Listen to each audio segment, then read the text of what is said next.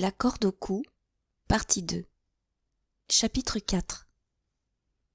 Mettant leur amour-propre à lutter de flegme et d'impassibilité, ni le docteur Saignebosse, ni M. Galpin d'Aveline n'avaient fait un mouvement pour reconnaître ce qui se passait au dehors.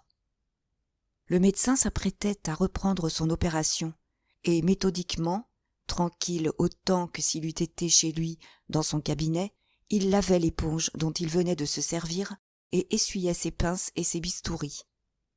Le juge d'instruction, lui, debout au milieu de la chambre, les bras croisés, semblait suivre de l'œil, dans le vide, d'insaisissables combinaisons. Peut-être songeait-il que sa bonne étoile l'avait enfin guidé vers cette cause retentissante qu'il avait si longtemps et si inutilement appelée de tous ses vœux. Mais M. de Clodieuze était loin de partager leur indifférence. Il s'agitait sur son lit, et dès que M. Sénéchal et M. d'Aubigeon reparurent, pâles et bouleversés, « Pourquoi tout ce tumulte ?» interrogea-t-il. Et lorsqu'on lui eut appris la catastrophe, « Mon Dieu !» s'écria-t-il, « et moi qui gémissais de me voir en partie ruiné. 2 hommes morts, voilà le vrai malheur. Pauvres gens, victimes de leur courage. Bolton, un garçon de 30 ans, Guilbeault, un père de famille qui laisse 5 enfants sans soutien. » La comtesse, qui rentrait, avait entendu les derniers mots prononcés par son mari. « Tant qu'il nous restera une bouchée de pain, interrompit-elle, d'une voix profondément troublée, ni la mère de Bolton, ni les enfants de Guilbeault ne manqueront de rien. » Elle n'en put dire davantage. Les paysans qui avaient découvert Coqueleu envahissaient la chambre, poussant devant eux leurs prisonniers. « Où est le juge ?» demandait-il. « Voilà un témoin. »« Quoi ? Coqueleu ?» s'écria le comte. « Oui, il sait quelque chose, il l'a dit, il faut qu'il le répète à la justice et que l'incendiaire soit retrouvé. » Monsieur Saignebosse avait froncé le sourcil. Il exécrait Coqueleu, ce cher docteur, dont la vue lui rappelait cette fameuse expérience dont on fait encore des gorges chaudes à Sauveterre. « Est-ce que véritablement vous allez l'interroger ?» demanda-t-il à M. Galpin d'Aveline. « Pourquoi non ?» fit sèchement le juge. « Parce qu'il est complètement imbécile, monsieur, stupide, idiot. Parce qu'il est incapable de saisir la valeur de vos questions et la portée de ses réponses. Il peut nous fournir un indice précieux, monsieur. Lui, un être dénué de raison, vous n'y pensez pas, il est impossible que la justice tienne compte des réponses incohérentes d'un fou. » Le mécontentement de M. Galpin d'Aveline se traduisait par un redoublement de roideur. « Je sais ce que j'ai à faire, monsieur, dit-il. « Et moi, riposta le médecin, je connais mon devoir. Vous avez requis le concours de mes lumières, je vous l'apporte. Je vous déclare que l'état mental de ce garçon est tel qu'il ne saurait être entendu, même à titre de renseignement. J'en appelle à monsieur le procureur de la République. » Il espérait un mot d'encouragement de M. d'Aubigeon. Le mot ne venant pas, « Prenez garde, monsieur, ajouta-t-il. Vous vous engagez dans une voie sans issue. Que ferez-vous si ce malheureux répond à vos questions par une accusation formelle? Poursuivrez-vous celui qui l'accusera ?» Les paysans écoutaient, bouche béante, cette discussion. « Oh, Coqueleu n'est pas tant innocent qu'on croit, fit l'un d'eux. »« Il sait bien dire ce qu'il veut, le matin, » ajouta un autre. « Je lui dois, en tout cas, la vie de mes enfants, » prononça doucement madame de Clodieuze. « Il s'est souvenu d'eux lorsque j'étais comme frappée de vertige et que tout le monde les oubliait. Approche, Coqueleu, approche, mon ami. N'aie pas peur, personne ici ne te veut de mal. » Il était bien besoin de ces bonnes paroles. Effrayé au-delà de toute expression par les brutalités dont il venait d'être l'objet, le pauvre idiot tremblait si fort que ses dents en claquaient. « Je n'ai pas peur, bégaya-t-il. « Une fois encore, je proteste, insista le médecin. Il venait de reconnaître qu'il n'était pas seul de son avis. « Je crois en effet qu'il est peut-être dangereux d'interroger Coqueleu, dit M. de Clodieuze. « Je le crois aussi, appuya M. d'Aubigeon, mais le juge était le maître de la situation. armé des pouvoirs presque illimités que la loi confère aux magistrats instructeurs. « Je vous en prie, messieurs, fit-il d'un ton qui ne souffrait pas de réplique. Laissez-moi agir à ma guise. » Et s'étant assis et s'adressant à Cocoleu. « Voyons, mon garçon, reprit-il de sa meilleure voix, écoute-moi bien et tâche de me comprendre. Sais-tu ce qu'il y a eu, cette nuit, au Valpinçon ? » « Le feu, répondit l'idiot. Oui, mon ami, le feu, qui a détruit la maison de tes bienfaiteurs, le feu où viennent de périr 2 pauvres pompiers. Et ce n'est pas tout, on a essayé d'assassiner le comte de Clodieuze. Le vois-tu, dans ce lit, blessé et couvert de sang ? Vois-tu la douleur de madame de Clodieuze ? » Cocoleu comprenait-il ? Sa figure grimaçante ne trahissait rien de ce qui pouvait se passer en lui. « Absurdité !» grommelait le docteur. « Témérité ! Ténacité !» Monsieur Galpin d'Aveline l'entendit.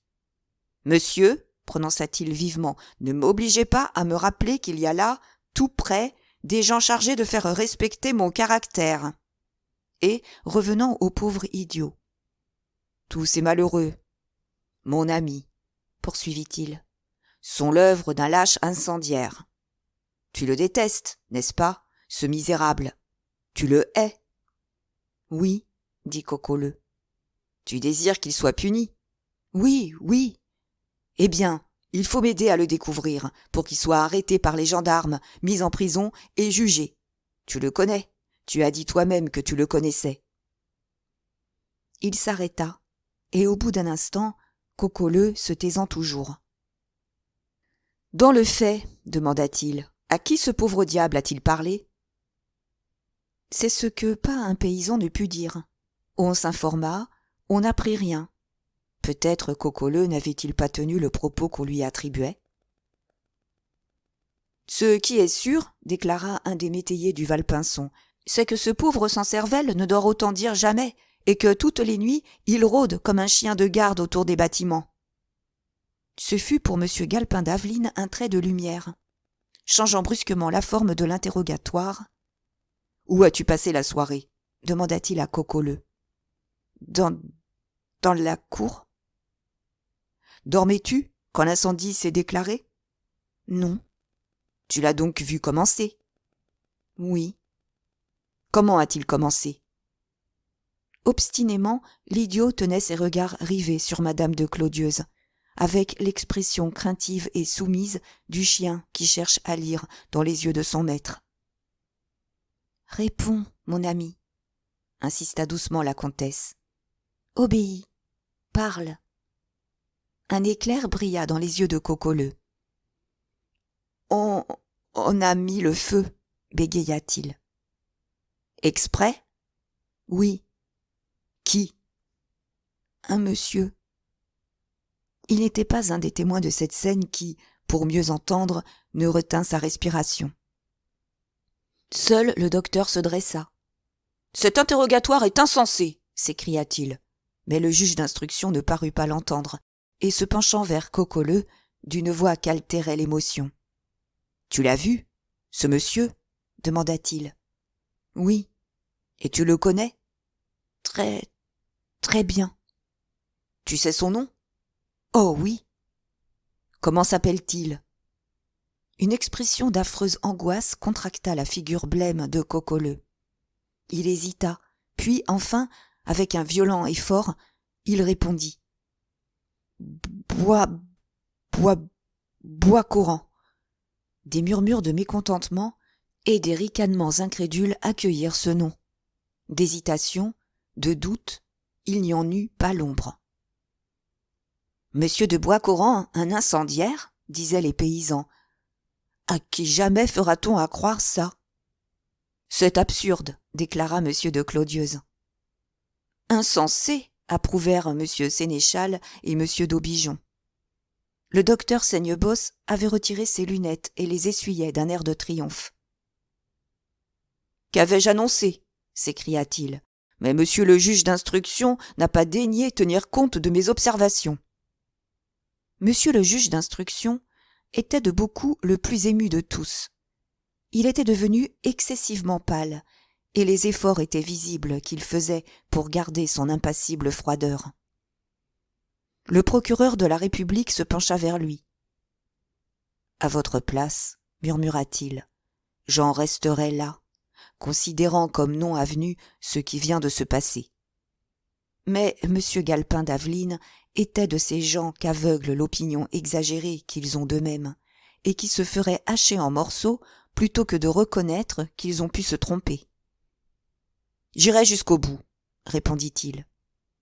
Et, s'adressant de nouveau à Coqueleu, au milieu d'un silence si profond qu'on eût entendu le bruissement des ailes d'une mouche, « Comprends-tu bien, mon garçon, lui demanda-t-il, ce que tu dis ? Comprends-tu que tu accuses un homme d'un crime abominable ? » Que Coqueleu comprît ou non, il était en tout cas agité d'une angoisse manifeste.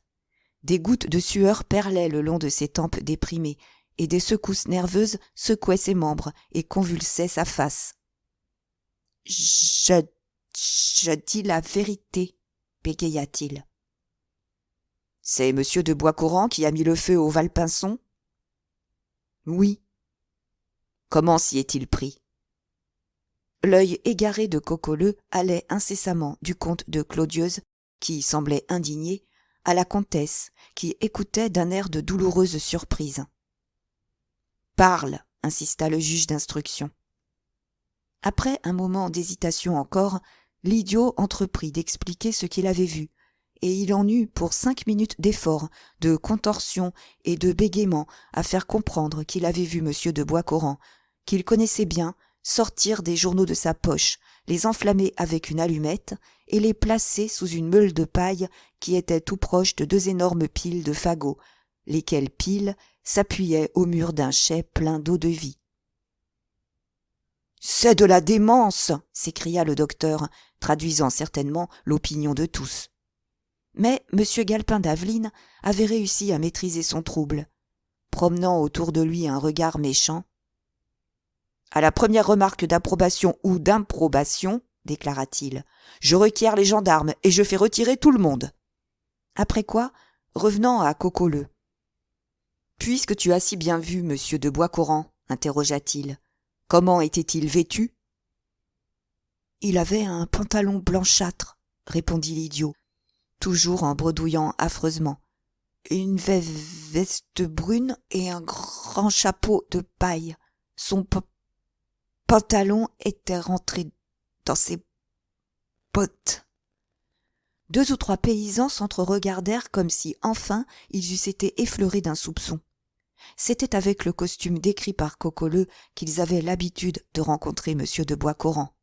« Et quand il eut mis le feu, poursuivit le juge, qu'a-t-il fait ? » « Il s'est caché derrière les fagots. »« Et ensuite ? » ?»« Il a préparé son fusil et, quand le maître est sorti, il a tiré. » Oubliant la douleur de ses blessures, M. de Clodieuze bondissait d'indignation sur son lit. « Il est monstrueux, s'écria-t-il, de laisser ce misérable idiot salir un galant homme de ces stupides accusations. S'il a vu M. de Boiscoran mettre le feu et se cacher pour m'assassiner, pourquoi n'a-t-il pas donné l'alarme ? Pourquoi n'a-t-il pas crié ?» Docilement, à la grande surprise de M. Sénéchal et de M. d'Aubigeon, M. Galpin d'Aveline répéta la question. « Pourquoi n'as-tu pas appelé ?» demanda-t-il à Coqueleu. Mais les efforts qu'il faisait depuis une demi-heure avaient épuisé le malheureux idiot. Il éclata d'un rire hébété et, presque aussitôt pris d'une crise de son mal, il tomba en se débattant et en criant, et il fallut l'emporter. Le juge d'instruction s'était levé et, pâle, ému, les sourcils froncés, la lèvre contractée, il semblait réfléchir. « Qu'allez-vous faire ? » lui demanda à l'oreille le procureur de la République. « Poursuivre, » dit-il à voix basse. « Oh ! Puis-je faire autrement dans ma situation ? Dieu m'est témoin qu'en poussant ce malheureux idiot, mon but était de faire éclater l'absurdité de son accusation. Le résultat a trompé mon attente. Et maintenant, Il n'y a plus à hésiter. 10 témoins ont assisté à l'interrogatoire. Mon honneur est en jeu. Il faut que je démontre l'innocence ou la culpabilité de l'homme accusé par Cocoleux. » Et tout aussitôt, s'approchant du lit de M. de Clodieuze. « Voulez-vous, à cette heure, monsieur, m'apprendre ce que sont vos relations avec M. de Boiscoran ?» La surprise et l'indignation enflammaient les joues du comte. « Est-il possible, monsieur, s'écria-t-il, que vous croyiez ce que vous venez d'entendre ?»« Je ne crois rien, monsieur, prononça le juge. J'ai mission de découvrir la vérité. Je la cherche. » « Le docteur vous a dit quel est l'état mental de Cocoleux. Monsieur, je vous prie de me répondre. » Monsieur de Clodieuze eut un geste de colère, et vivement « Eh bien, répondit-il, mes relations avec monsieur de Boiscoran ne sont ni bonnes ni mauvaises. Nous n'en avons pas. On prétend, je l'ai entendu dire, que vous êtes fort mal ensemble. Ni bien ni mal, je ne quitte pas le Valpinçon. Monsieur de Boiscoran vit à Paris les 3/4 de l'année. Il n'est jamais venu chez moi, je n'ai jamais mis les pieds chez lui. On vous a entendu vous exprimer sur son compte en termes peu mesurés. C'est possible. Nous n'avons ni le même âge, ni les mêmes goûts, ni les mêmes opinions, ni les mêmes croyances. Il est jeune, je suis vieux. Il aime Paris et le monde, je n'aime que ma solitude et la chasse. Je suis légitimiste. Il était orléaniste et est devenu démocrate. Je crois que seul le descendant de nos rois légitimes peut sauver notre pays. Il est persuadé que la République est le salut de la France. Mais on peut être ennemi politique sans cesser de s'estimer. Monsieur de Boiscoran est un galant homme. Il est de ceux qui, pendant la guerre, ont fait bravement leur devoir. Il s'est bien battu, il a été blessé. Soigneusement, M. Galpin d'Aveline notait les réponses du comte. Ayant fini, « Il ne s'agit pas seulement de dissentiments politiques, reprit-il. Vous avez eu avec M. de Boiscoran des conflits d'intérêts. » Insignifiant. « Pardon, vous avez échangé du papier timbré. » « Notaire se touche, monsieur. Il y a entre nous un malheureux cours d'eau qui est, pour les riverains, un éternel sujet de contestation. » M. Galpin d'Aveline hochait la tête. « Vous n'avez pas eu que c'est différent, monsieur, dit-il. Vous avez eu, au su et au vu de tout le pays, des altercations violentes. » Le comte de Clodieuze paraissait désolé. « C'est vrai. Nous avons échangé quelques propos. Monsieur de Boiscoran avait 2 maudits bassets qui, toujours, s'échappaient de leur chenil et venaient chasser sur mes terres. C'est incroyable ce qu'ils détruisaient de gibier. » « Précisément. Et un jour que vous avez rencontré monsieur de Boiscoran, vous l'avez menacé de donner un coup de fusil à ses chiens. » J'étais furieux, je le reconnais, mais j'avais tort, 1000 fois tort, je l'ai menacé. « C'est bien cela. Vous étiez armés l'un et l'autre, vous vous êtes animés, vous menaciez, il vous a couché en joue. Ne le niez pas. 10 personnes l'ont vu, je le sais, il me l'a dit. » Chapitre 5. Il n'était personne dans le pays qui ne sût de quel mal affreux était atteint le pauvre Cocoleux, personne qui ne fût bien persuadé qu'il n'y avait pas de soin à lui donner. Les 2 hommes qui l'avaient emporté avaient donc cru faire assez en le déposant sur un tas de paille humide. L'abandonnant ensuite à lui-même, il s'était mêlé à la foule pour raconter ce qu'il venait d'entendre.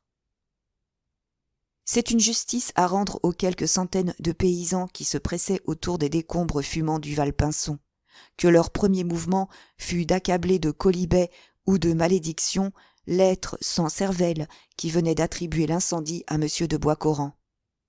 Malheureusement, les premiers mouvements, les bons, sont de courte durée. Un de ces mauvais drôles, paresseux, ivrognes et bassement jaloux, comme il s'en trouve au fond des campagnes aussi bien que dans les villes, s'écria « Pourquoi donc pas ?» Et ces seuls mots devinrent le point de départ des suppositions les plus hasardées. Les querelles du comte de Clodieuze et de M. de Boiscoran avaient été publiques. Il était bien connu que presque toujours les premiers torts étaient venus du comte, et que toujours son jeune voisin avait fini par céder. Pourquoi M. de Boiscoran, humilié, n'aurait-il pas eu recours à ce moyen de se venger d'un homme qu'il devait haïr, pensait-on, et surtout craindre ? Est-ce parce qu'il est noble et qu'il est riche ? Ricanait le garnement. De là à chercher des circonstances à l'appui des affirmations de Coqueleu, il n'y avait qu'un pas, et il fut vite franchi. Des groupes se formèrent, et bientôt 2 hommes et une femme donnèrent à entendre qu'on serait peut-être bien surpris s'ils racontaient tout ce qu'ils savaient. On les pressa de parler, et comme de raison, ils refusèrent. Mais déjà, ils en avaient trop dit. Bon gré mal gré, ils furent conduits à la maison où, dans le moment même, M. Galpin d'Aveline interrogeait le comte de Clodieuze. Telle était l'animation de la foule et le tapage qu'elle menait, que M. Sénéchal, frémissant à l'idée d'un nouvel accident, se précipita vers la porte. « Qu'est-ce encore » s'écria-t-il. « Des témoins. Voilà d'autres témoins » répondirent les paysans.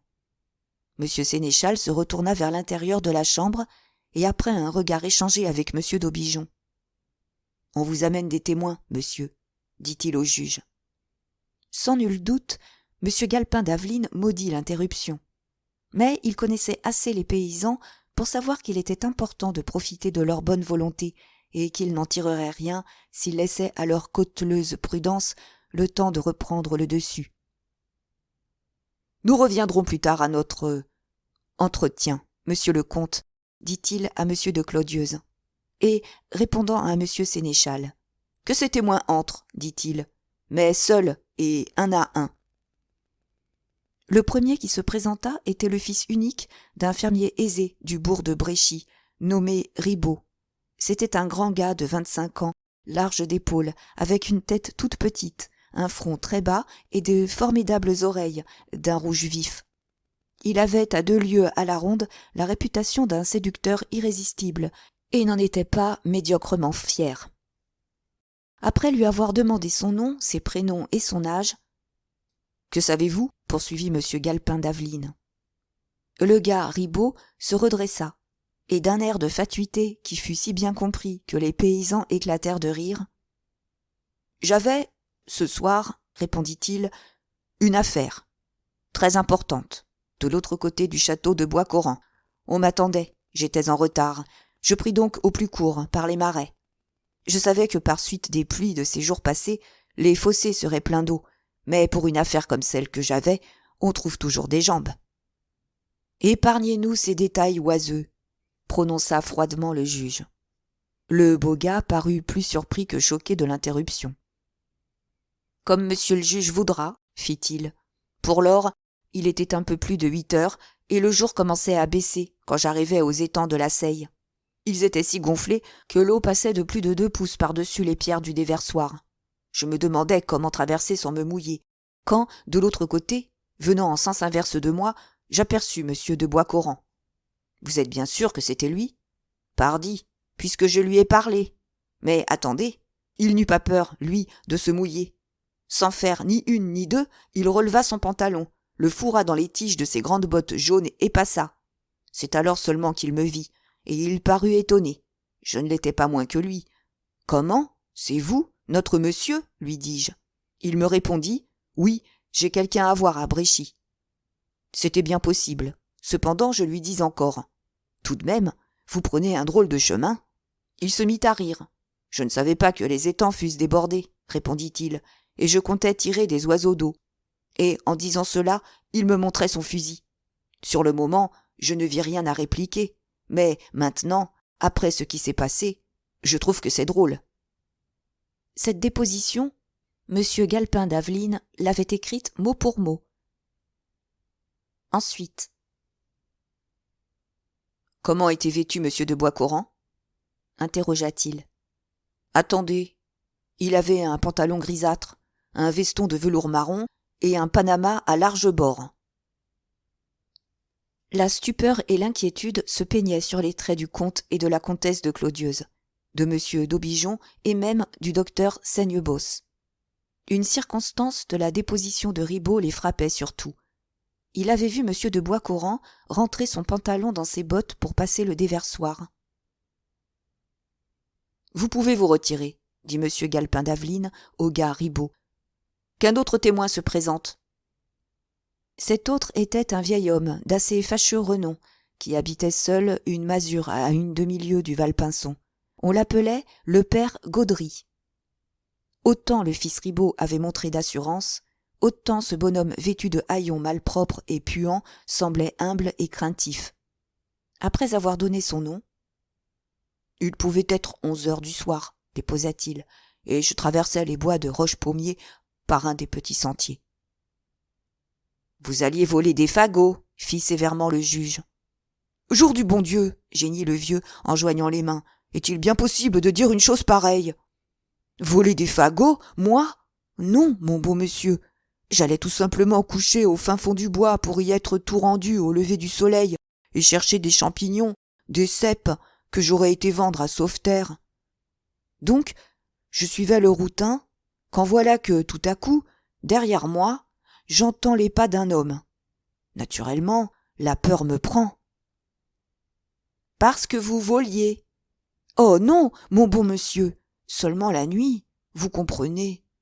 Enfin, je me cache derrière un arbre, et presque aussitôt je vois passer monsieur de Boiscoran, que je reconnais très bien, malgré l'obscurité, et qui devait être très en colère, car il parlait tout haut, il jurait, il gesticulait, et par moments, il arrachait aux branches des poignées de feuilles.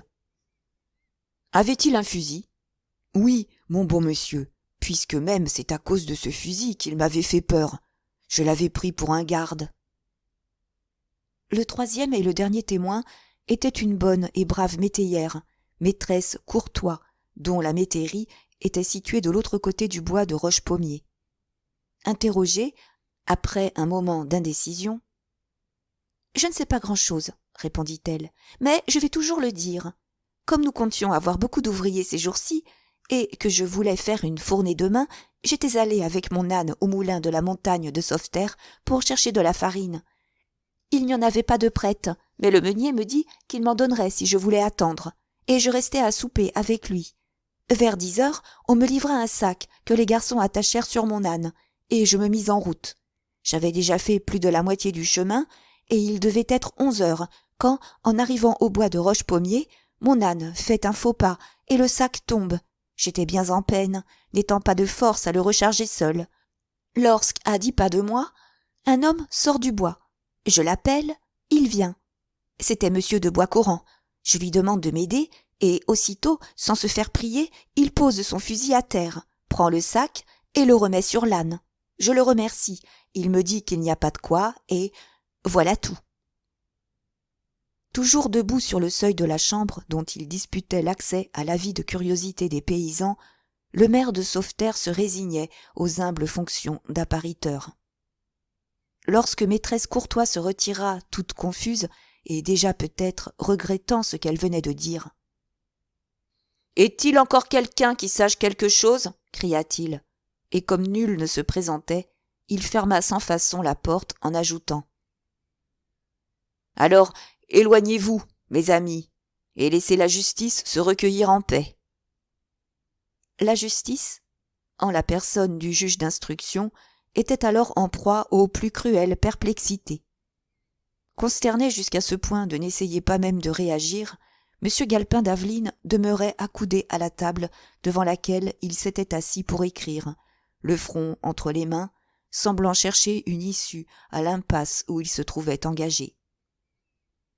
Tout à coup, il se dressa et, oublieux de sa morgue accoutumée, laissant tomber son masque de glaciale impassibilité. « Eh bien !» fit-il, comme si dans la détresse de son esprit, il eût espéré un secours ou imploré un conseil. « Eh bien !» On ne lui répondit pas. Sa stupeur avait gagné tous ceux qui l'entouraient.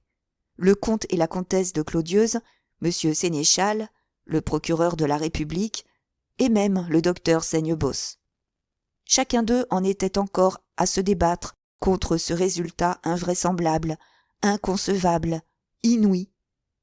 Enfin, après un moment de silence. « Vous le voyez, messieurs, reprit le juge avec une amertume étrange. J'avais raison d'interroger Coqueleu. Oh, n'essayez pas de le nier. Vous partagez maintenant mes doutes et mes soupçons. Qui de vous oserait soutenir que, sous l'empire d'une émotion terrible, ce malheureux n'a pas recouvré durant quelques minutes la plénitude de sa raison ? Lorsqu'il vous a dit avoir vu le crime et qu'il vous a nommé le coupable, vous avez haussé les épaules. Mais d'autres témoins sont venus, et de l'ensemble de leurs dépositions résulte un faisceau de présomptions terribles. » Il s'animait. L'habitude professionnelle, plus forte que tout, reprenait le dessus. « Monsieur de Boiscoran, poursuivait-il, est venu ce soir au Valpinçon. C'est désormais incontestable. Or, comment y est-il venu ? En se cachant. Du château de Boiscoran au Valpinçon, il y a 2 chemins fréquentés, celui de Bréchy et celui qui tourne les étangs. Monsieur de Boiscoran prend-il l'un ou l'autre ? Non. Pour venir, il coupe droit à travers les marais, au risque de s'embourber et d'être forcé de se mettre à l'eau, jusqu'aux épaules. Pour retourner, il se jette dans les bois de Roche-Pommier, en dépit de l'obscurité, et malgré le danger évident de s'y perdre et d'y errer jusqu'au jour. Qu'espérait-il donc ? N'être pas vu, cela tombe sous le sens. Et, de fait, qui rencontre-t-il ? Un coureur de femmes, Ribaud, qui lui-même se cache pour se rendre à un rendez-vous d'amour. Un voleur de fagots, Gaudry, dont l'unique souci est d'éviter les gendarmes. Une fermière, enfin, maîtresse Courtois, attardée par une circonstance toute fortuite. Toutes ces précautions étaient bien prises, mais la Providence veillait. « Oh, la Providence !» gronda le docteur Saignebosse. « La Providence !» Mais M. Galpin d'Aveline n'entendit pas même l'interruption. Et toujours plus vite. « Peut-on, du moins, continua-t-il, invoquer en faveur de M. de Boiscoran certaines discordances de temps ? Non. À quel moment est-il aperçu venant de ce côté ? À la tombée de la nuit. Il était 8h30, déclare Ribaud, quand M. de Boiscoran traversait le déversoir des étangs de la Seille. Donc, il pouvait être au Valpinçon vers 9h30. Alors, le crime n'était pas commis encore. À quelle heure le rencontre-t-on, regagnant son logis ? Gaudry et la femme Courtois l'ont dit. Après 11h. M. de Clodieuze était blessé alors, et le Valpinçon brûlait. Savons-nous quelque chose des dispositions d'esprit de M. de Boiscoran ? Oui, encore. En venant, il a tout son sang-froid. Il est fort surpris de rencontrer Ribaud, et cependant il lui explique sa présence en cet endroit presque dangereux, et aussi pourquoi il a un fusil sur l'épaule.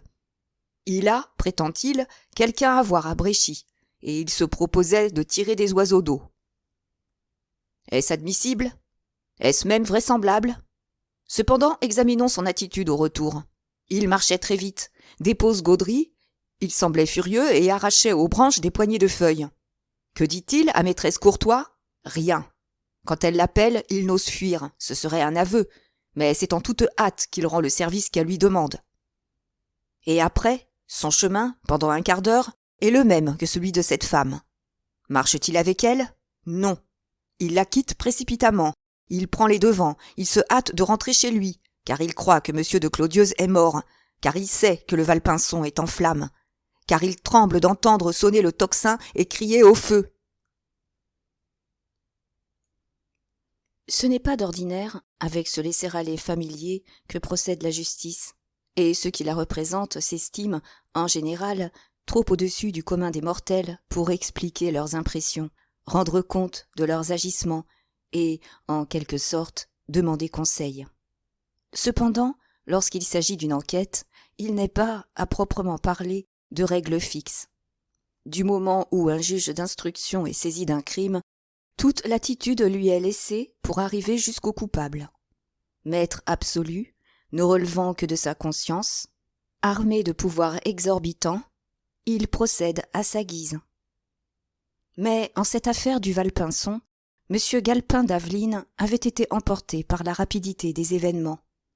Entre la première question adressée à Coqueleu et le moment présent, il n'avait pas eu le temps de se reconnaître, et sa procédure ayant été publique, il était fatalement amené à l'expliquer.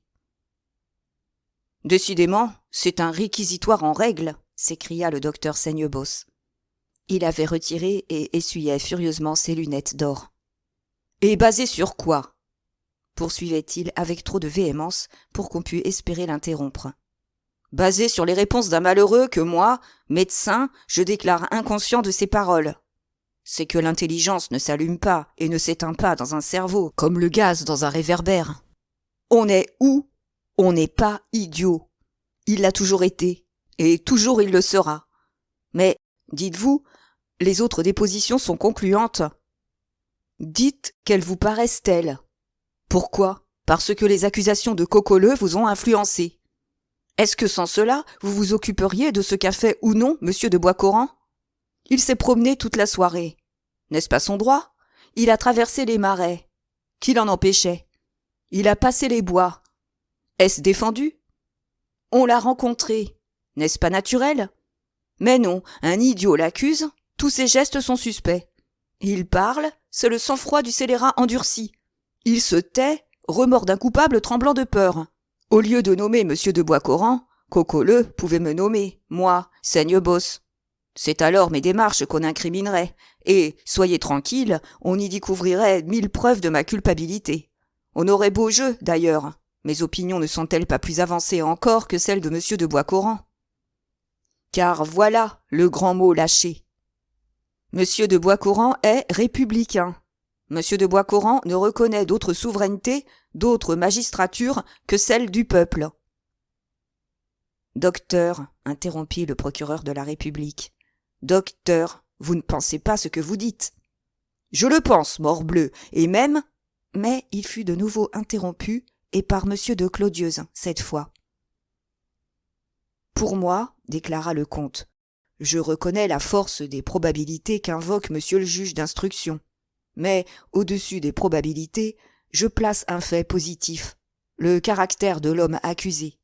Monsieur de Boiscoran est un galant homme et un homme de cœur, incapable d'un crime lâche et odieux. Les autres approuvaient. Et moi, prononça monsieur Sénéchal, je dirais, pourquoi ce crime ? Ah, si monsieur de Boiscoran n'avait rien à perdre. Mais est-il ici-bas un homme plus heureux que lui, qui est jeune, bien de sa personne, doué d'une santé admirable, immensément riche, estimé et recherché de tous. Enfin, il est un fait, qui est encore un secret de famille, mais que je puis vous dire, et qui seul écarterait tout soupçon. Monsieur de Boiscoran aime éperdument mademoiselle Denise de Chandoré. Il est aimé d'elle à la folie, et depuis avant-hier, leur mariage est fixé au 20 du mois prochain. Le temps passait, cependant. La demie de 4 heures tintait au clocher de Bréchy. Le jour était venu, faisant pâlir la lumière des lampes. Dégagé des brumes matinales, le soleil frappait les vitres de ses gais rayons. Mais nul ne le remarquait, de ces hommes que de si puissantes considérations réunissaient autour du lit de monsieur de Clodieuze. Sans un mot, sans un geste, monsieur Galpin d'Aveline avait écouté les objections qui lui étaient présentées. Et il était redevenu assez maître de soi pour qu'il fût difficile de discerner l'impression qu'il en ressentait. À la fin, hochant gravement la tête. « Plus que vous, messieurs, prononça-t-il, j'ai besoin de croire à l'innocence de monsieur de Boiscoran. Monsieur d'Aubigeon, qui sait ce que je veux dire, peut vous l'affirmer. Mon cœur, avant le vôtre, plaidait sa cause, mais je suis le représentant de la loi. Mais au-dessus de mes affections, il y a mon devoir.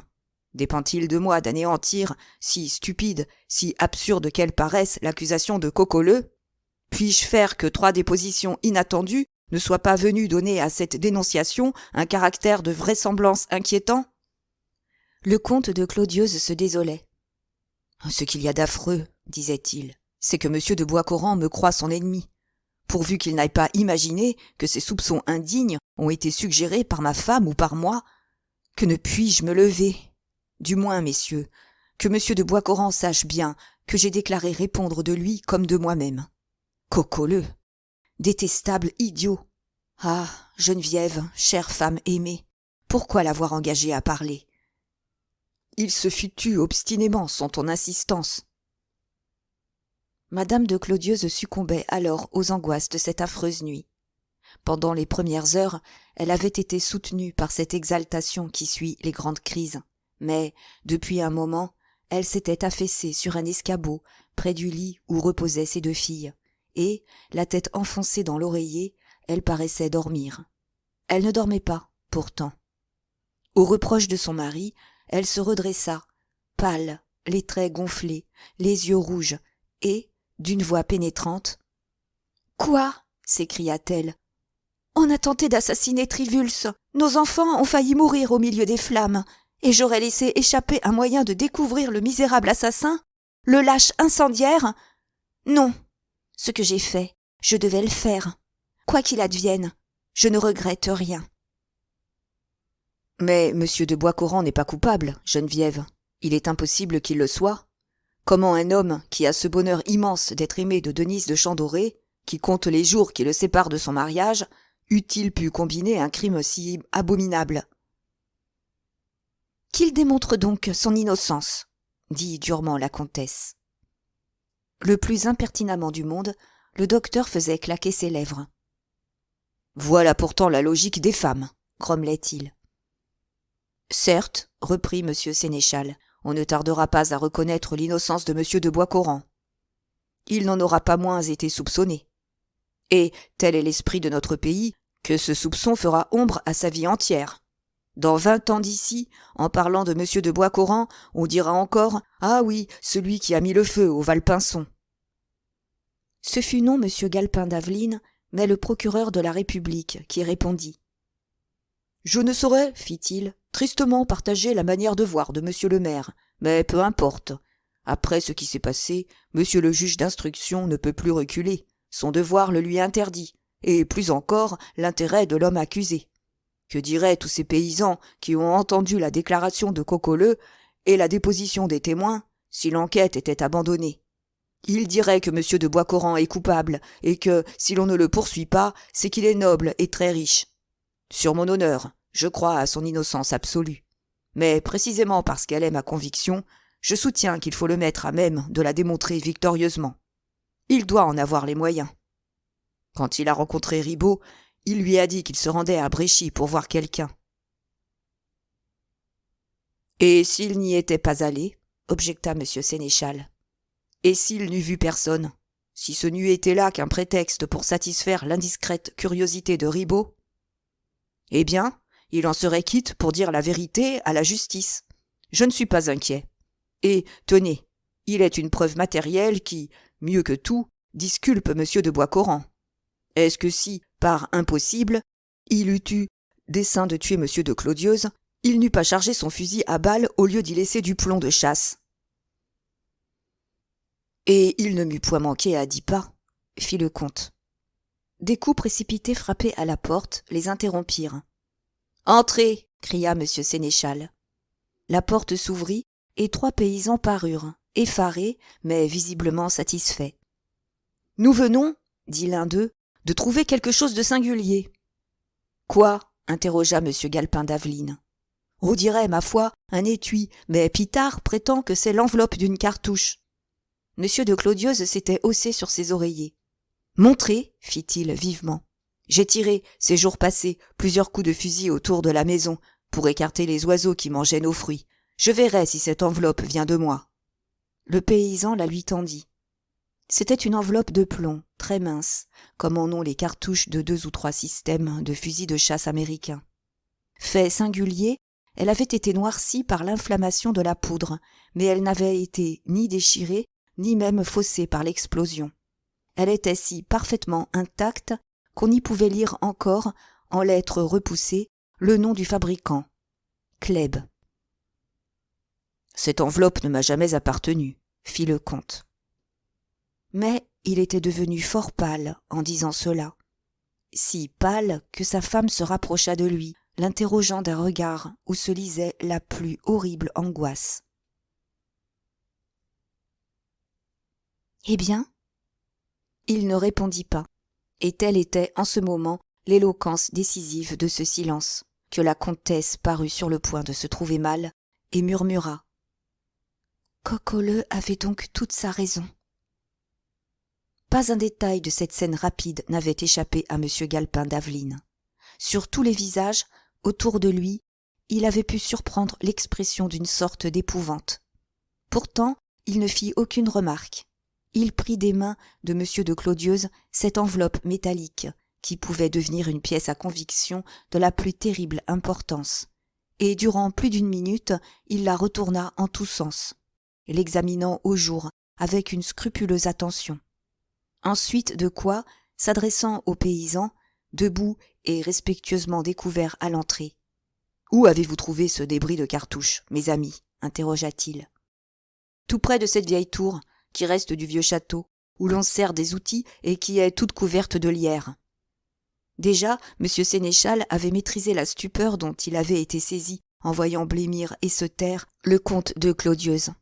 « Assurément, fit-il, ce n'est pas de là que l'assassin a tiré. De cette place, on ne voit même pas l'entrée de la maison. »« C'est possible, répondit le juge, mais l'enveloppe d'une cartouche ne tombe pas nécessairement à l'endroit d'où l'on fait feu. Elle tombe quand on ouvre le tonnerre de l'arme pour recharger. » C'était si exact que le docteur Saignebos lui-même n'osa pas protester. « Maintenant, mes amis, reprit M. Galpin d'Aveline, lequel de vous a trouvé ce débris de cartouche ? Nous étions ensemble quand nous l'avons aperçu et ramassé. Eh bien, dites-moi tous trois votre nom et votre domicile pour que je puisse au besoin vous faire citer régulièrement. » Ils obéirent, et cette formalité remplie, ils se retiraient, après force salutations, quand le galop d'un cheval retentit sur l'air qui précédait la maison. L'instant d'après, l'homme qui avait été expédié à Sauveterre pour chercher des médicaments entrait. Il était furieux. « Gredin de pharmacien !» s'écria-t-il. « J'ai cru que jamais il ne m'ouvrirait !» Le docteur Saignebos s'était emparé des objets qu'on lui rapportait, s'inclinant alors devant le juge d'instruction d'un air d'ironique respect. « Je n'ignore pas, monsieur, dit-il, combien il est urgent de faire couper le cou de l'assassin, mais je crois aussi pressant de sauver la vie de l'assassiné. J'ai interrompu le pansement de monsieur de Clodieuze, plus peut-être que ne le permettait la prudence, et je vous prie de vouloir bien me laisser seul faire en paix mon métier. » Chapitre 6. Rien, désormais, ne retenait plus le juge d'instruction, le procureur de la République, ni M. Sénéchal. À coup sûr, M. Saignebos eût pu s'exprimer plus convenablement. Mais on était fait aux façons brutales de ce cher docteur, car elle est inouïe, la facilité avec laquelle, en notre pays de courtoisie, les êtres les plus grossiers se font accepter sous prétexte qu'ils sont comme cela et qu'il faut bien les prendre tels qu'ils sont.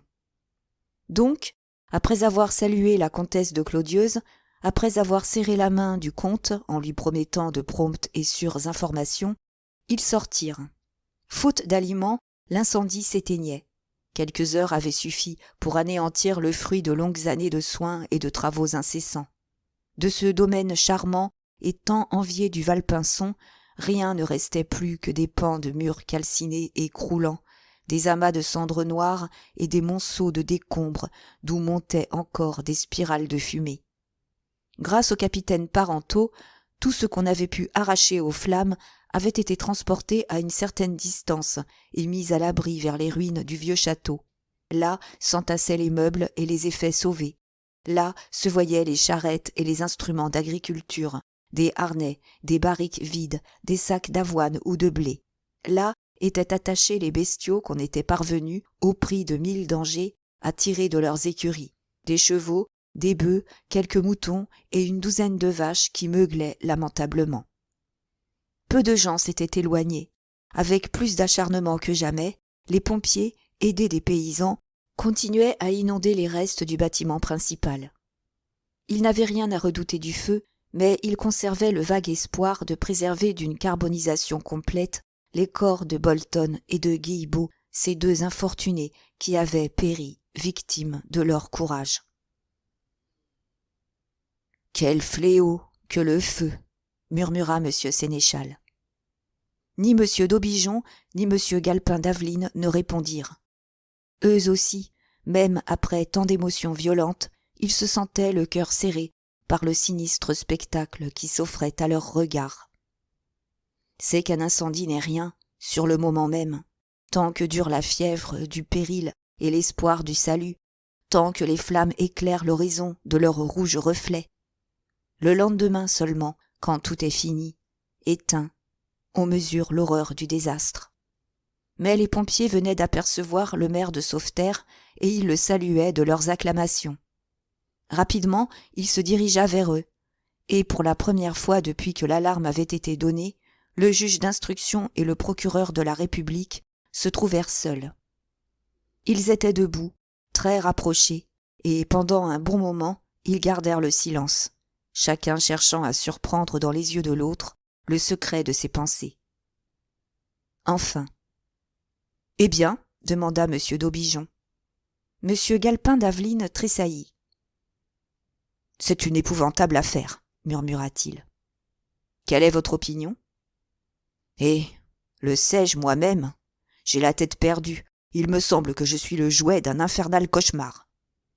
Croiriez-vous donc à la culpabilité de M. de Boiscoran ? Je ne crois rien.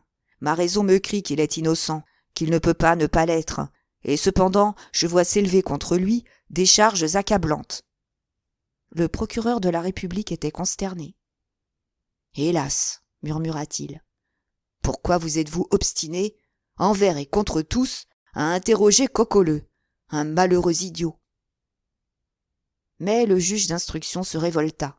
« Me reprocheriez-vous donc, monsieur, interrompit-il violemment, d'avoir obéi aux inspirations de ma conscience ? Je ne vous reproche rien. Un crime abominable a été commis, tout ce qui était humainement possible. Mon devoir me commandait de le tenter pour en découvrir l'auteur.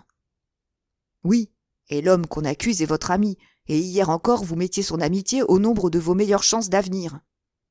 Monsieur, cela vous étonne que je sois si exactement informé ? Allez, rien n'échappe à la curiosité désœuvrée des petites villes. Je sais que votre espoir le plus cher était d'entrer dans la famille de M. de Boiscoran, et que vous comptiez sur son appui pour obtenir la main d'une de ses cousines. Je ne le nie pas. Malheureusement, vous avez été séduit par la perspective d'une affaire retentissante. Vous avez oublié toute prudence, et voilà vos projets à volo. Que M. de Boiscoran soit innocent ou coupable, jamais sa famille ne vous pardonnera votre intervention. Coupable, elle vous reprochera de l'avoir livré à la cour d'assises. Innocent, elle vous reprochera plus cruellement encore de l'avoir soupçonné. » Peut-être pour cacher son trouble, M. Galpin d'Aveline baissait la tête. « Que feriez-vous donc à ma place, monsieur ? Interrogea-t-il. « Je me récuserai, répondit M. d'Aubigeon, quoiqu'il soit déjà bien tard. Ce serait compromettre ma carrière. Cela vaudrait mieux que de vous charger d'une affaire où vous n'apporterez ni le calme, ni la froide impartialité qui sont les premières et les plus indispensables vertus d'un magistrat instructeur. » Le juge peu à peu s'irritait. « Monsieur, s'écria-t-il, me croyez-vous donc homme à me laisser détourner de mon devoir par des considérations d'amitié ou d'intérêt personnel ? Je ne dis pas cela. Ne venez-vous pas de me voir à l'œuvre ? Ai-je bronché quand le nom de M. de Boiscoran est tombé des lèvres de Coqueleu ? S'il se fût agi d'un autre, peut-être en serais-je resté là. Mais M. de Boiscoran est mon ami. Mais j'ai beaucoup à pas attendre de lui, et pour cela précisément, j'ai insisté et persisté, et j'insiste et je persiste encore. » Le procureur de la République haussait les épaules. « C'est bien cela, fit-il, parce que M. de Boiscoran est votre ami, de peur d'être taxé de faiblesse, vous allez être dur avec lui, impitoyable, injuste même. Parce que vous aviez beaucoup à attendre de lui, vous voudrez absolument le trouver coupable. Et vous vous dites impartial. » M. Galpin d'Aveline se redressait de toute sa roideur accoutumée. « Je suis sûr de moi, » prononça-t-il. « Prenez garde. Mon parti est arrêté, monsieur. » Il était temps. M. Sénéchal revenait, accompagné du capitaine Parenton. « Eh bien, messieurs, demanda-t-il, qu'avez-vous résolu ? » « Nous allons partir pour Boiscoran, » répondit le juge d'instruction. « Quoi ? Tout de suite ? » ?»« Oui, je tiens à trouver M. de Boiscoran encore couché. J'y tiens si fort que je me passerai de mon greffier. » Le capitaine Parenton s'inclina. « Votre greffier est ici, monsieur, dit-il. Et même, il vous demandait, il n'y a qu'un instant. » Sur quoi, de sa plus belle voix, il se mit à appeler. « Méchinet ! Méchinet !» Un petit homme grisonnant, jovial et joufflu, accourut presque aussitôt, et, bien vite, se mit à raconter comment un voisin était venu le prévenir des événements et du départ du juge d'instruction, et comment, n'écoutant que son zèle, il s'était mis en route, seul, à pied. « Comment allez-vous, monsieur, vous rendre à Boiscoran ? demanda le maire à M. Galpin d'Aveline. Je l'ignore. Méchinet va se mettre en quête d'un moyen de locomotion. Prompt comme l'éclair, le greffier s'élançait déjà. M. Sénéchal le retint. Ne cherchez pas, dit-il. Je vais mettre à votre disposition mon cheval et ma voiture. Le premier paysan venu vous conduira. Le capitaine Parenteau et moi profiterons pour rentrer à Sauveterre du cabriolet d'un fermier de Bréchy. Car il nous faut y rentrer au plus tôt. Je viens de recevoir des nouvelles inquiétantes. Je crains du désordre. Les paysannes qui se rendaient au marché y ont raconté avec toutes sortes d'exagérations les malheurs déjà si grands de cette nuit. Elles ont assuré que 10 ou 12 hommes avaient été tués et blessés, et que l'incendiaire, M. de Boiscoran, était arrêté. La foule s'est portée chez la veuve du malheureux Guilbeault, et il y a une manifestation devant la maison des demoiselles de la Varande, où demeure la fiancée de M. de Boiscoran, mademoiselle Denise de Chandoré. Pour rien au monde, en des temps ordinaires, M. Sénéchal n'eût consenti à confier à des mains étrangères son bon cheval, Carabi, le meilleur peut-être de l'arrondissement. Mais il était affreusement bouleversé, on le voyait bien, malgré ses efforts pour conserver cette impassible dignité qui sied si bien à l'autorité. Il fit un signe, et, en un moment, sa voiture fut prête. Seulement, lorsqu'il demanda quelqu'un pour conduire, personne ne se présenta. Tous ces braves campagnards qui venaient de passer la nuit dehors avaient hâte de regagner leur logis, où les réclamaient les soins à donner à leur bétail. Voyant l'hésitation des autres, « Eh bien, c'est moi qui mènerai la justice », déclara le fils Ribaud, ce gars avantageux qui avait rencontré M. de Boiscoran au déversoir de la Seille. Et, s'emparant du fouet et des guides, il s'installa sur la banquette de devant, pendant que prenaient place le procureur de la République, le juge d'instruction et le greffier Méchinet. « Surtout, ménage Carabi », recommanda M. Sénéchal, qui sentit à cet instant suprême se réveiller toute sa sollicitude. « N'ayez pas peur, monsieur le maire, » répondit le gars en enlevant vigoureusement le cheval. « Si je tapais trop fort, monsieur Méchinet me retiendrait. » C'était presque une puissance à Sauveterre que ce Méchinet, greffier du juge d'instruction, et les plus huppés comptaient avec lui. Ses fonctions officielles étaient humbles et peu rétribuées, mais il avait eu l'art d'y adjoindre, sans que le tribunal y trouvât rien à redire, quantité d'occupations parasites qui grandissaient singulièrement son importance et sextuplaient ses revenus. Lithographe distingué, c'était lui qui faisait toutes les cartes de visite que l'on commandait à M. Serpin, le premier imprimeur de la ville et le propriétaire et gérant responsable de l'Indépendant de Sauveterre. Comptable expérimenté, il tenait les livres et débrouillait les comptes chez plusieurs négociants. Il donnait aussi des consultations de droit aux paysans processifs et rédigeait habilement des actes sous seing privé. Depuis longtemps, il était chef de la musique des pompiers et directeur de l'Orphéon.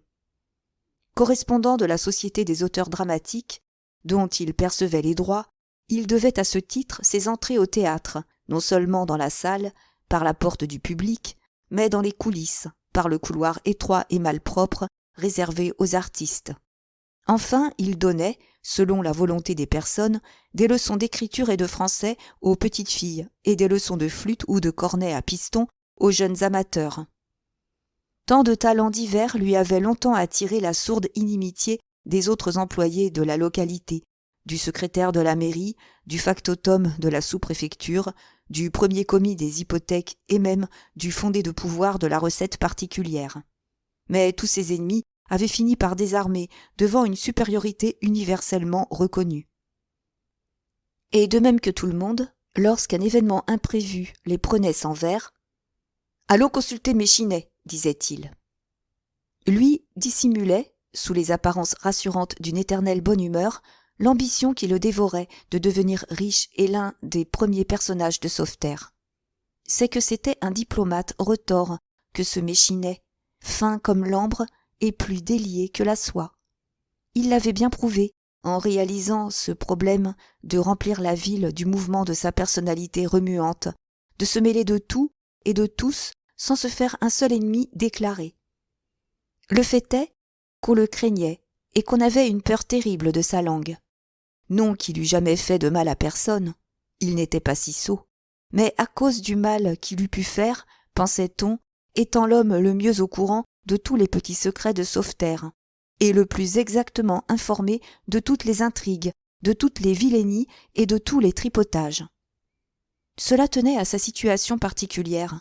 Célibataire, il vivait chez ses sœurs, les demoiselles Méchinet, qui étaient les premières couturières de la ville, et de plus, des dévotes célèbres affiliées à toutes les congrégations religieuses. Par elles, il avait l'œil et l'oreille de la belle société, et il savait le fin et le dernier mot des cancans dont il recueillait l'écho, soit à son imprimerie, soit au palais. Il disait plaisamment « Comment m'échapperait-il quelque chose, à moi, qui ai pour me renseigner l'église et le journal, le tribunal et le théâtre ?» Un tel homme eût failli à son rôle s'il n'eût pas connu sur le bout du doigt tout ce qu'on pouvait connaître dans le pays des antécédents de M. de Boiscoran. Aussi, tandis que roulait la voiture, sur la route bien unie, par la plus belle matinée de juin, débitait-il ce qu'il appelait le casier judiciaire du prévenu. M. de Boiscoran, Jacques de son prénom, n'était pas fixé à sa propriété et rarement y séjournait plus d'un mois de suite. Il vivait à Paris, où sa famille possédait, rue de l'Université, un confortable hôtel, car il avait encore ses parents. Son père, le marquis de Boiscoran, maître d'une belle fortune territoriale, député sous Louis-Philippe, représentant en 1848, s'était retiré des affaires à l'avènement du Second Empire et dépensait, depuis, tout ce qu'il avait d'activité et de capitaux à collectionner toutes sortes de bibelots artistiques, des porcelaines spécialement et des faïences dont il avait écrit une monographie. Sa mère, une Chalus, avait eu la réputation d'une des plus charmantes et des plus spirituelles femmes de la cour du roi citoyen. Même, à une certaine époque, la médisance ne l'avait pas épargnée, et vers 1845 ou 1846, elle avait été, prétendait-on, l'héroïne d'une aventure un peu vive, dont le héros était un galant substitut, devenu depuis le plus austère des magistrats. En vieillissant, la marquise de Boiscoran avait incliné vers la politique, comme d'autres se jettent dans la dévotion. Et tandis que son mari se vantait de n'avoir pas ouvert un journal depuis 10 ans, elle avait fait de son salon un petit centre parlementaire qui n'était pas sans influence. Ayant encore son père et sa mère, Jacques de Boiscoran possédait néanmoins une fortune personnelle assez importante. 25 ou 30 000 livres de rente. Cette fortune, qui comprenait le château de Boiscoran, ses terres, ses prairies et ses bois, lui avait été léguée par un de ses oncles, le frère aîné de son père, mort veuf et sans enfant en 1868. Jacques de Boiscoran était alors un homme de 26 à 27 ans, brun, grand, vigoureux, bien découplé, non pas joli garçon précisément, mais ayant, ce qui vaut mieux, une de ces physionomies ouvertes et intelligentes qui préviennent en leur faveur. Son caractère était, à Sauveterre, moins connu que sa personne. Les gens qui avaient eu avec lui des relations le disaient loyal et généreux, grand ami du plaisir, spirituel et gai, de cette bonne et franche gaieté devenue si rare. Lors de l'invasion prussienne, il avait été nommé capitaine d'une des compagnies de mobiles de l'arrondissement, et même, chose honteuse à dire, et qu'il faut dire pourtant, il s'était trouvé des gens dans le pays pour lui reprocher de n'avoir pas su, comme d'autres chefs, éviter le danger. Il avait vaillamment conduit ses hommes au feu et s'y était si bien comporté que le général Chanzy avait cru devoir appliquer, sur une blessure qu'il avait reçue, un bout de ruban rouge. Et un tel homme aurait commis le crime si lâche du Valpinçon, dit M. d'Aubigeon au juge d'instruction. Non, ce n'est pas possible. Il va dès les premiers mots dissiper les doutes affreux qui nous tourmentent. Et ce sera bientôt, fit le gars Ribot, car nous arrivons. En Saintonge, pays aisé, mais où les grandes fortunes sont assez rares, on donne carrément le nom de château à la moindre bicoque ayant girouette sur un toit pointu. Mais Boiscoran est bel et bien un château. C'est une construction de la fin du XVIIe siècle, d'un goût déplorable, mais massive comme une forteresse. L'emplacement en est heureux. Tout autour verdoient des bois et des prairies, et, au bas des jardins en pente, coule sur un lit de cailloux une petite rivière qui doit sans doute à son perpétuel gazouillement son nom, la Pibole, la pie, en patois saintongeois. Chapitre 7. Il était 7 heures quand la voiture, qui portait la justice, entra dans la cour de Bois-Coran, une vaste cour plantée de tilleuls et entourée de bâtiments d'exploitation. Le château était bien éveillé. Devant la porte de son logis, la métayère récurait le chaudron où elle avait fait cuire la soupe du matin. Des filles de ferme allaient et venaient, et, près de l'écurie, un robuste gars brossait à tour de bras un cheval de sang. Debout sur le perron, le valet de chambre de M. de Bois-Coran, M. Antoine, surveillait, tout en fumant, son cigare au soleil. C'était un homme d'une 50aine d'années, fort alerte encore, qui avait été légué à Jacques de Bois-Coran par son oncle, en même temps que sa fortune. Il avait été marié et il avait perdu sa femme, mais sa fille était au service de la marquise de Bois-Coran. Né dans la famille, ne l'ayant jamais quittée, il se considérait comme en faisant partie, et ne voyait aucune différence entre son intérêt à lui et celui de ses maîtres.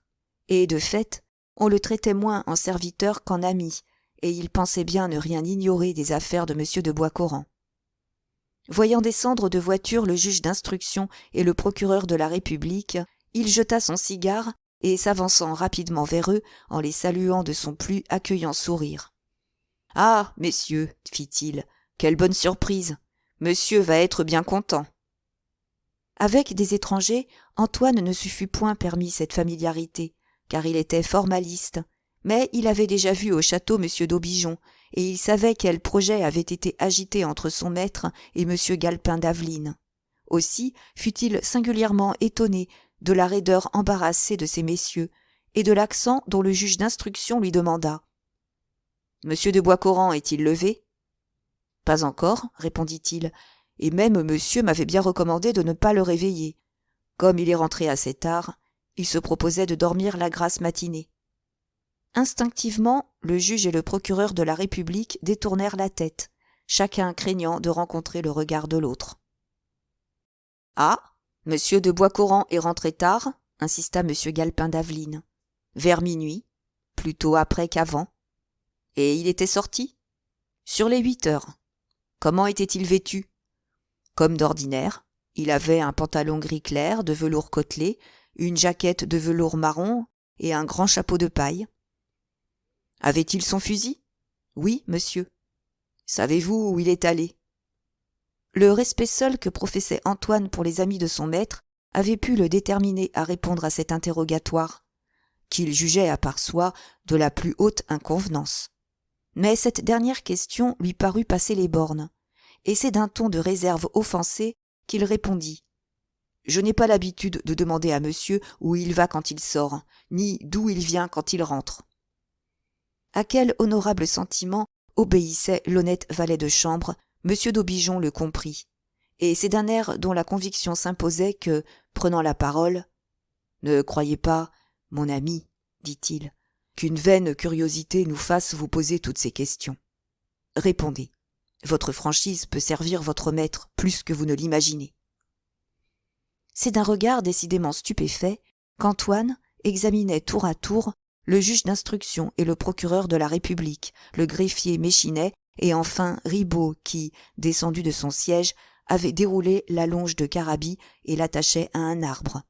« Je vous jure, messieurs, répondit-il, que j'ignore où M. de Bois-Coran a passé la soirée. » « Vous ne le soupçonnez même pas ? » ?»« Non. Peut-être était-il à Bréchy, chez un de ses amis. »« Je ne lui connais pas d'amis à Bréchy. Qu'a-t-il fait en rentrant ? » L'inquiétude, visiblement, gagnait le digne serviteur. « Attendez, répondit-il. Monsieur, en rentrant, est monté à sa chambre et y est resté 4 ou 5 minutes. Il est redescendu ensuite et a mangé une tranche de pâté et bu un verre de vin. Après, il a allumé un cigare et m'a dit d'aller me coucher, qu'il voulait faire un tour et qu'il se déshabillerait seul. »« Et vous êtes allé vous coucher ? » ?»« Naturellement. De sorte que vous ignorez ce qu'a pu faire votre maître. »« Pardonnez-moi, je l'ai entendu ouvrir la porte qui donne sur le jardin. »« Et il ne vous a pas paru extraordinaire ? » ?»« Non, il était comme tous les jours. Plus gai, peut-être, il chantait. » Pouvez-vous me montrer le fusil qu'il avait emporté ? Non, monsieur a dû le déposer dans sa chambre. Monsieur d'Aubigeon ouvrait la bouche pour présenter une objection. Le juge l'arrêta d'un geste, et vivement. Y a-t-il longtemps, demanda-t-il au domestique, que monsieur de Boiscoran et monsieur de Clodieuze ne se sont rencontrés ? Antoine tressaillit, comme si un pressentiment eût traversé son esprit. Très longtemps, répondit-il. À ce que je crois, du moins. Vous n'ignorez pas qu'ils sont au plus mal ? Oh ! Ils ont eu ensemble les altercations les plus violentes. Des fâcheries, tout au plus. Ne se fréquentant pas, comment se serait-il haï ? 20 fois, d'ailleurs, j'ai entendu monsieur dire qu'il tenait le comte de Clodieuze pour le meilleur et le plus loyal des hommes, et qu'il le respectait infiniment. Durant plus d'une minute, monsieur Galpin d'Aveline se tut, cherchant s'il n'oubliait rien. Puis, tout à coup, « Quelle distance y a-t-il d'ici au Valpinçon ?» interrogea-t-il. 6 kilomètres, monsieur, répondit Antoine. Si vous aviez à vous rendre chez monsieur de Clodieuze, quel chemin prendriez-vous ? La grande route, celle qui passe par Bréchy. Vous ne traverseriez pas les marais ? Certes non. Pourquoi ? Parce que la Seille est débordée, monsieur, et que les fossés sont pleins d'eau. Est-ce qu'en coupant à travers bois, on ne s'abrégerait pas ? On aurait moins de chemin à faire, mais on mettrait plus de temps. Les sentiers sont mal tracés et encombrés d'ajoncs. Le procureur de la République dissimulait mal une réelle douleur. De plus en plus, les réponses d'Antoine lui semblaient fâcheuses. Maintenant, reprit le juge, si le feu prenait à Boiscoran, apercevrait-on l'incendie de la cour du Valpinçon ? Je ne le crois pas, monsieur. Nous sommes séparés par des collines et des bois. D'ici, entendez-vous les cloches de Bréchy ? Quand le vent est au nord, oui, monsieur. Et hier soir, et cette nuit. Le vent était à l'ouest, comme toujours, quand il y a tempête. De sorte que vous ne savez rien. Vous n'avez pas entendu parler d'un accident épouvantable. Un accident ? Je ne sais pas ce que monsieur veut dire. C'est dans la cour qu'avait lieu cet interrogatoire, et sur ces derniers mots parurent, à cheval, 2 gendarmes à qui monsieur Galpin d'Aveline, avant de quitter le Valpinçon, avait commandé de venir le rejoindre. Les apercevant, « Mon Dieu !» s'écria le vieil Antoine. « Qu'est-ce que cela signifie ? Je cours réveiller monsieur. » Le juge l'arrêta. « Pas un mouvement, lui dit-il durement, pas un mot. » Et montrant Ribaud au gendarme qui avait mis pied à terre, « Vous allez garder ce garçon à vue, ajouta-t-il, et l'empêcher de communiquer avec qui que ce soit. » Puis, revenant à Antoine. « Et maintenant, commanda-t-il, conduisez-nous à la chambre de monsieur de Boiscoran. » Chapitre 8. Avec ses apparences de demeure féodale, le château de Boiscoran n'était en réalité qu'un pied-à-terre de garçon, pied-à-terre passablement négligé même. Des 80 ou 100 pièces qui s'y trouvaient, c'est tout au plus si 8 ou 10 étaient meublées, et encore de la façon la plus rudimentaire. Un salon, une salle à manger, quelques chambres d'amis, c'était tout autant qu'il en fallait pour les séjours de monsieur de Boiscoran. Lui-même occupait au premier étage un tout petit appartement dont la porte ouvrait sur le palier du grand escalier. Lorsqu'arrivèrent devant cette porte, guidés par le vieil Antoine, le juge d'instruction, le procureur de la République et le greffier Méchinet, « Frappez !» commanda M. Galpin d'Aveline au valet de chambre. Le bonhomme obéit, et tout aussitôt de l'intérieur. « Qui est là ?» cria une voix jeune et forte. « C'est moi, monsieur, » répondit le fidèle serviteur. « Je voudrais… »« Va-t'en au diable !» interrompit la voix. « Cependant, monsieur… »« Laisse-moi dormir, bourreau. Je n'ai pu fermer l'œil qu'au jour. » Impatienté, le juge d'instruction écarta le domestique. Et, saisissant la poignée de la porte, il essaya de l'ouvrir. Elle était fermée en dedans.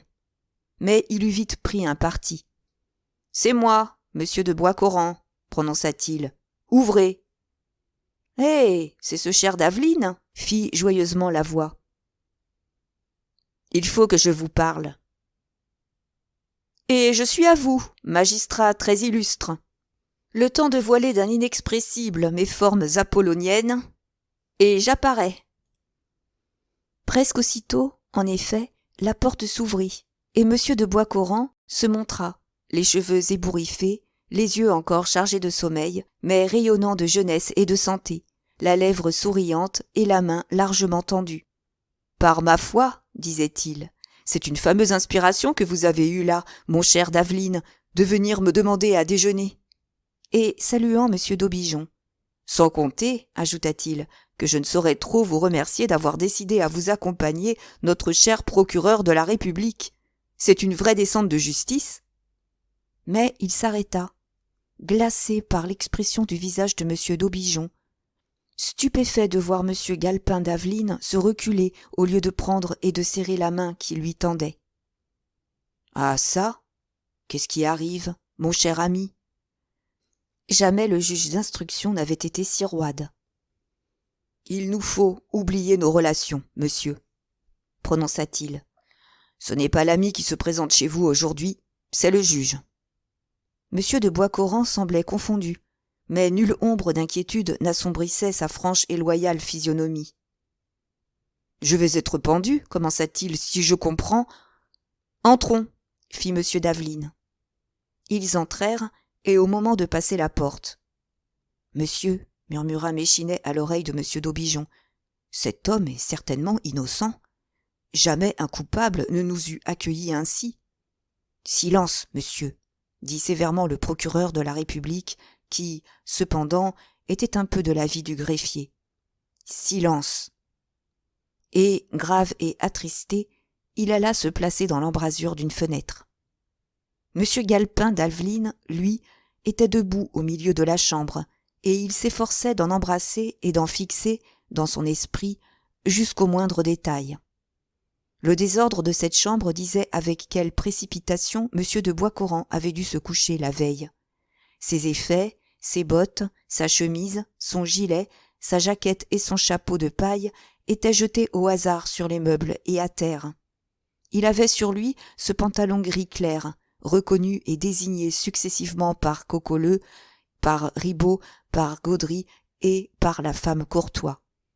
« Maintenant, monsieur, commença M. de Boiscoran, avec cette nuance de mécontentement d'un homme qui se demande si on ne se moque pas de lui, m'expliquerez-vous, puisque vous n'êtes plus mon ami, ce qui me vaut l'honneur matinal de votre visite ?» Pas un muscle de la figure de M. Galpin d'Aveline ne bougea, et comme si la question se fût adressée à tout autre qu'à lui, « Veuillez, monsieur, me montrer vos mains, » dit-il froidement. Une vive rougeur colora les joues de M. de Boiscoran, et une perplexité singulière se lut dans ses yeux. « Si c'est une plaisanterie, dit-il, elle a peut-être trop duré. » Il allait s'emporter, c'était évident. M. d'Aubigeon crut devoir intervenir. « Malheureusement, monsieur, » prononça-t-il, « jamais situation ne fut plus grave. Faites ce que vous demande monsieur le juge d'instruction. » De plus en plus surpris, M. de Boiscoran promenait autour de lui un rapide regard. Dans le cadre de la porte, Antoine, le vieux valet de chambre, se tenait debout, l'angoisse peinte sur le front. Près de la cheminée, le greffier Méchinet avait avisé une table, et il s'y était installé avec son papier, ses plumes et son écritoire de corne.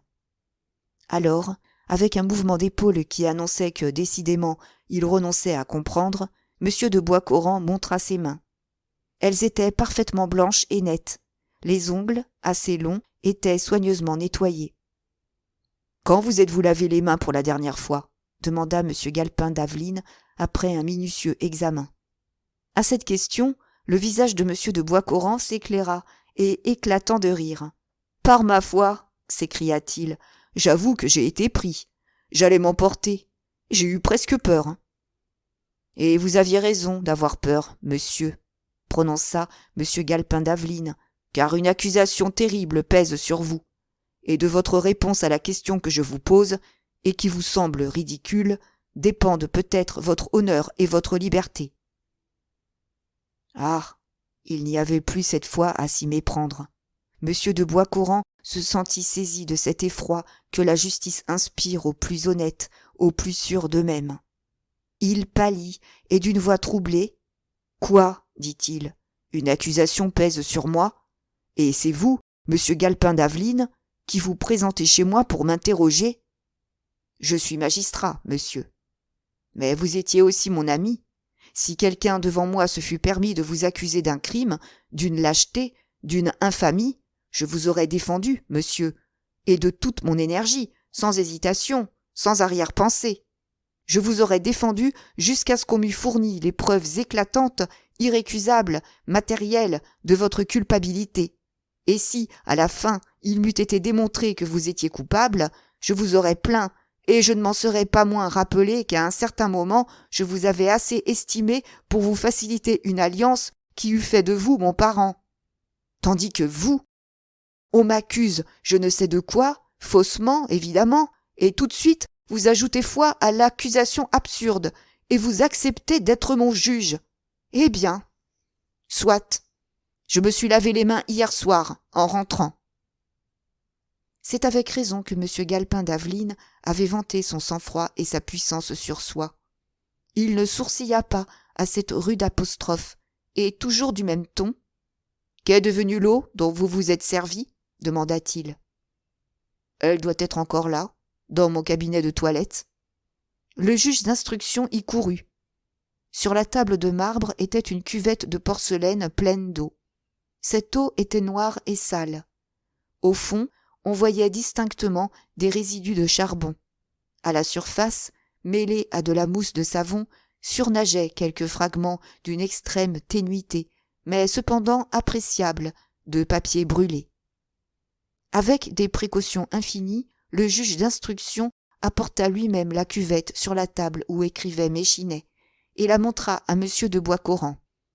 « Est-ce bien là, interrogea-t-il, l'eau dans laquelle vous vous êtes lavé les mains en rentrant ?» D'un ton d'insouciance dédaigneuse. « Oui, répondit M. de Boiscoran. « Vous aviez donc manié du charbon, touché des matières enflammées ? Vous le voyez bien. » Placés presque en face l'un de l'autre, le procureur de la République et le greffier Méchinet échangèrent un rapide coup d'œil. Ils avaient, en même temps, ressenti la même impression. Si M. de Boiscoran n'était pas innocent, c'était à coup sûr un homme d'une audace et d'une énergie extraordinaires, et qui obéissait à quelques plans longuement médités, car ses réponses, comme autant d'aveux, semblaient le livrer pieds et poings liés à la prévention. Le juge d'instruction lui-même parut frappé de stupeur, mais ce ne fut qu'un éclair, et se retournant vers son greffier, « Écrivez !» lui commanda-t-il. Et il lui dicta le procès-verbal de cette scène, exactement, minutieusement, se reprenant même parfois pour arriver à l'expression juste et châtier son style. Ayant terminé, « Reprenons, monsieur, dit-il à M. de Boiscoran.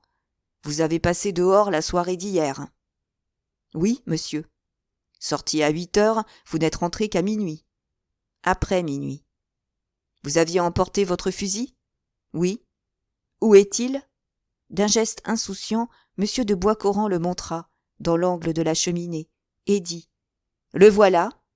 Vivement, M. Galpin d'Aveline s'en empara. C'était une arme de luxe, à double canon, d'un travail et d'un fini exceptionnel. Sur les incrustations de la crosse se lisait le nom du fabricant. Kleb. « Quand avez-vous fait feu avec ce fusil pour la dernière fois, monsieur ?» interrogea le juge d'instruction. « Il y a 4 ou 5 jours. »« À quelle occasion ? » ?»« Pour tuer des lapins qui ravagent mes bois. » Avec toute l'attention dont il était capable, M. Galpin d'Aveline examinait et faisait jouer la batterie de cette arme, dont le mécanisme avait une certaine analogie avec le système Remington. Bientôt, il ouvrit le tonnerre et constata que le fusil était chargé. Dans chacun des canons se trouvait une cartouche à enveloppe de plomb. Cela fait, il remit l'arme à sa place et, tirant de sa poche l'enveloppe métallique trouvée par Pitard, il la présenta à M. de Boiscoran en demandant « Reconnaissez-vous ceci ?»« Parfaitement, répondit M. de Boiscoran. C'est l'enveloppe d'une de mes cartouches que j'aurais jetée après l'avoir brûlée. Croyez-vous donc être le seul dans le pays à avoir une arme de ce système ? Je ne le crois pas, j'en suis sûr. De telle sorte qu'une enveloppe de cartouches Kleb, celle-ci, par exemple, trouvée dans un endroit quelconque, attesterait nécessairement votre présence. Nécessairement, non. J'ai vu plus d'une fois des enfants ramasser les enveloppes que je venais de jeter et jouer avec.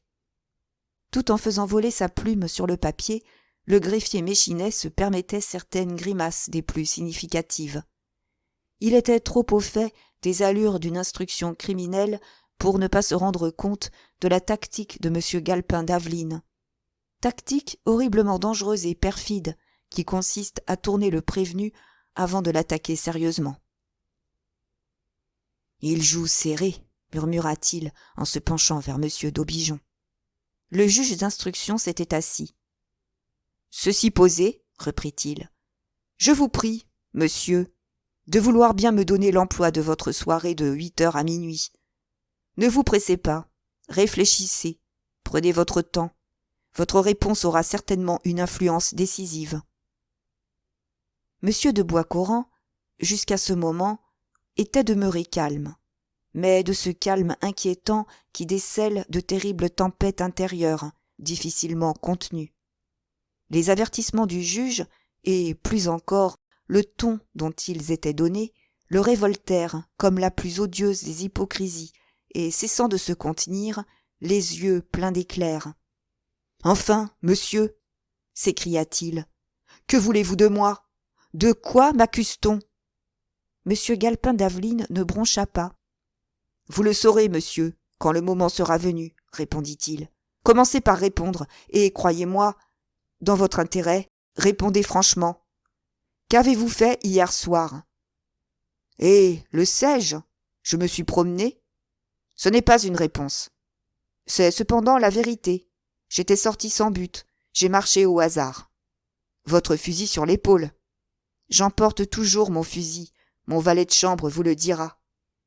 N'avez-vous pas traversé les marais de la Seille ? Non. Le juge d'instruction hocha gravement la tête. Vous ne dites pas la vérité, monsieur, fit-il. Monsieur, vos bottes, que j'aperçois là, sur votre descente de lit, vous donnent le démenti le plus formel. D'où vient la boue dont elles sont couvertes ?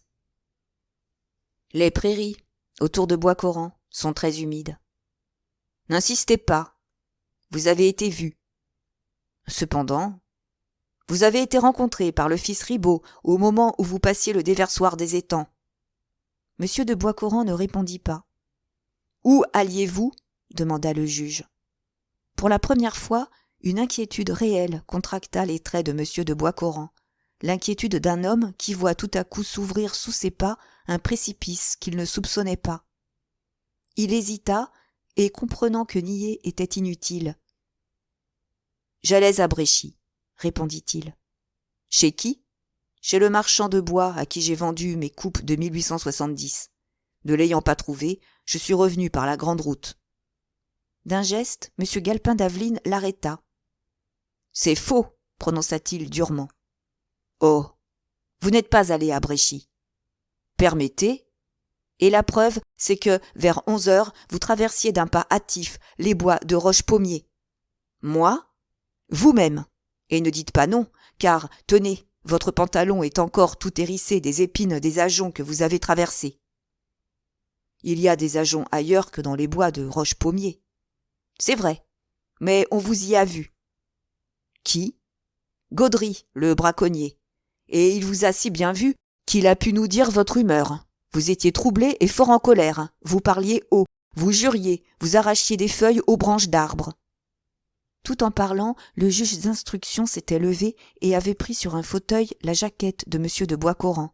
Il en fouilla les poches et en retira une poignée de feuilles flétries. « Et tenez, voilà une preuve de la véracité de Gaudry. »« Il y a des feuilles d'arbres partout, » murmura M. de Boiscoran. « Oui, mais une femme, maîtresse Courtois, vous a vu sortir du bois de Roche-Pommier. Vous l'avez aidée à replacer sur son âne un sac qu'elle ne pouvait soulever seule. Le niez-vous ? Non. Vous avez raison, car ici, tenez, sur la manche et sur un des pans de votre jaquette, J'aperçois de la poussière blanche qui, certainement, est de la farine. » Monsieur de Boiscoran baissait la tête.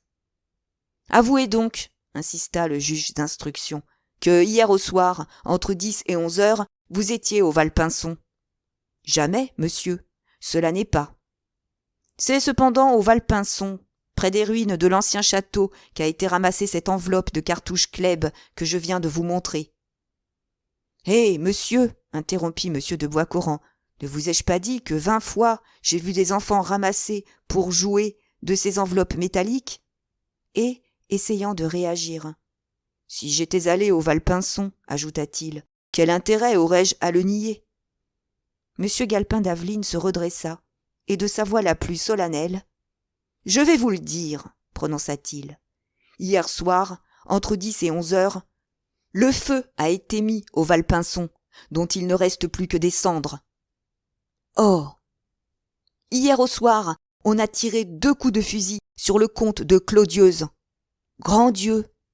Et la justice pense, la justice a de fortes raisons de croire que l'incendiaire, que l'assassin, c'est vous, Jacques de Boiscoran.